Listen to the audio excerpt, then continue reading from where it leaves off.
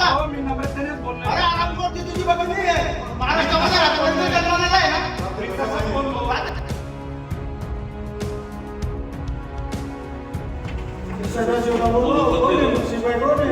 Bank में मराठी का अपमान, शिवसेना का थप्पड़, अब मराठी बनाम गुजराती विवाद गरमाया।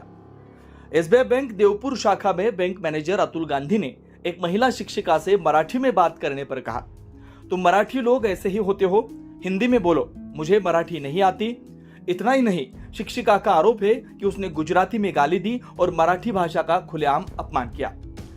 शिवसेना उद्धव गुट को जैसे ही बात पर पता चली, वे सीधे बैंक पहुंचे। मैनेजर पहले ही भाग गया, लेकिन दूसरे अधिकारी को शिवसैनिकों ने थप्पड़ जड़ दिया।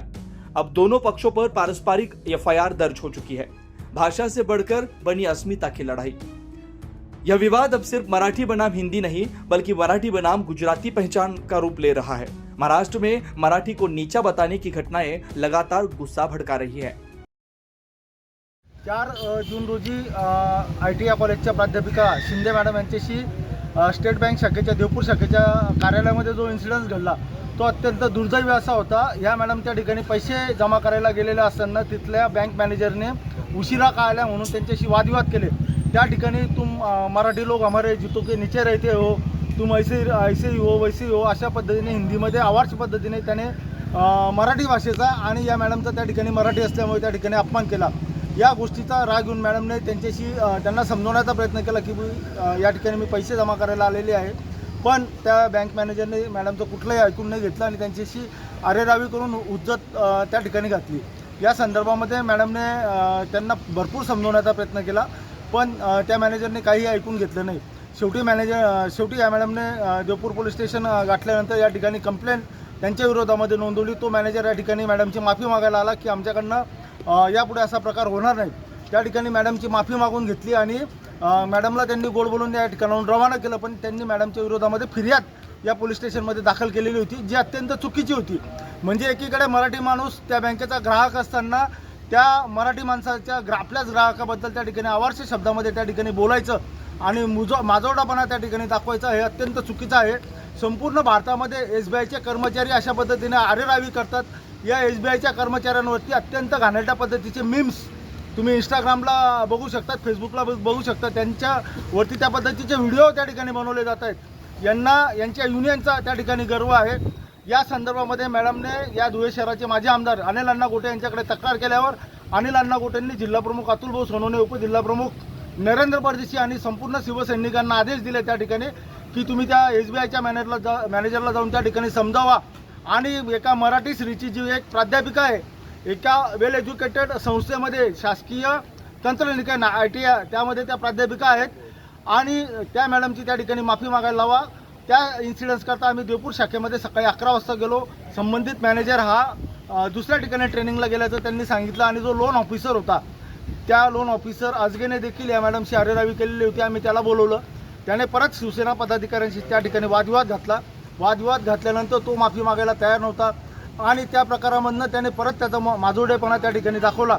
त्या प्रकारामधून त्या ठिकाणी वाद निर्माण झाला आणि आम्ही लागलीच मॅडमला घेऊन या ठिकाणी देवपूर पोलीस स्टेशनला आलो। सकाळी 12 पासून आत्ता सायंकाळचे 6 वाजलेले, तोपर्यंत संपूर्ण कायदेशीर प्रोसिजर या ठिकाणी केलेली आहे। या ठिकाणी मी संपूर्ण बँकेच्या कर्मचाऱ्यांना या ठिकाणी सांगू इच्छितो की तुमचं आणि आमचं या ठिकाणी कुठल्याही प्रकारचं वैर नाही। एसबीआयचे ग्राहक हे महाराष्ट्रामध्ये सर्वच्या सर्व मराठी बांधव आहेत आणि त्या ग्राहकांवरती तुमची बँक चालते। या कर्मचाऱ्यांचे पगार त्या ठिकाणी या ग्राहकांवरती अवलंबून असतात। ग्राहकांनी त्या ठिकाणी ठेवी जमा केल्या नाही, ग्राहकांनी त्यांचे फंड जमा केले नाही, यांना व्याज त्या ठिकाणी भेटणार नाही आणि गव्हर्नमेंट यांचं पेमेंट त्या ठिकाणी करणार नाही। पण हे अत्यंत माजुरडे असे झालेले आहेत, त्यांच्या युनियनचा ते दाखवतात आणि अत्यंत घाणेरड्या प्रकाराने त्यांनी एका महिलेला या ठिकाणी टॉर्चर केलेलं आहे। हा संपूर्ण प्रकार शिवसेना उद्धव बाळासाहेब ठाकरे पक्षाच्या वतीने आम्ही पक्ष चिन्ह दाखवलेलं आहे। संपूर्ण महाराष्ट्रामध्ये एसबीआयच्या विरोधामध्ये उद्यापासून या ठिकाणी आंदोलनं ठिकठिकाणी त्या ठिकाणी सुरू होणार आहेत आणि यापुढील संपूर्ण कायदेशीर कारवाईला या ठिकाणी आम्ही पदाधिकारी असो किंवा मॅडम असेल, आम्ही संपूर्ण कायदेशीर प्रक्रियेला सामोरं जायला या ठिकाणी तयार आहोत। पैसे भरण्यासाठी गेले होते दिनांक 4/6/25 मध्ये। तर गेल्यानंतर मी मॅनेजर सरांना भेटले। मॅनेजर सरांना सांगितलं की माझे पैसे भरून घ्या। तर कदाचित त्यांना कामाचा कंटाळा आला असेल किंवा त्यांना कुठं जायचं असेल तर त्यांनी माझ्याशी अतिशय उद्धट भाषा वापरली। त्यात त्यांना मराठी बिलकुल कळत नव्हतं, तरी पण मी त्यांच्याशी हिंदीमधून बोलले. पण नंतर त्यांनी खूपच जास्त उद्धटपणाने शिवीगाळ करायला सुरुवात केली त्यांच्या गुजराती हिंदी भाषेमधून. मग मी त्यांना म्हटलं की मराठी भाषेचा त्यांनी अपमान केला. मी जेव्हा बोलली की मला तुम्ही व्यवस्थित समजून सांगा वगैरे, तर मग त्यांनी डायरेक्ट त्यांच्या गुजराती भाषेतून शिवाय दिल्या आणि म्हणे मराठा लोग हमेशा हमारे जूते के नीचे रहते हैं और कुछ समजता नहीं, मुंह उठा के चले आए. भरपूर म्हणजे वेगवेगळे शब्द असे वापरले की मी बोलू पण शकत नाही, असे शब्द वापरले माझ्यासाठी. आणि एका लेडीजशी जर की असं बोलताय आणि मी तर शिक्षित आहे, माझ्याशी असं बोलताय, तर सर्वसामान्य जे अडाणी लोक आहे त्यांच्याशी ते कसं वागत असतील. आणि हे सगळं बँकेच्या वेळेत झालं. आणि त्यातल्या त्यात जेव्हा मी त्यांना बोलली की तुम्ही आता जे काही बोलले ते सगळं मला तुम्ही एकदा माझ्या मोबाईलवरती बोलून दाखवा, तर ते सर लगेच पळाले आणि म्हणे की चोरीचा अटेम्प्ट करायला आले म्हणे, हिंदीतून बोलायला लागले.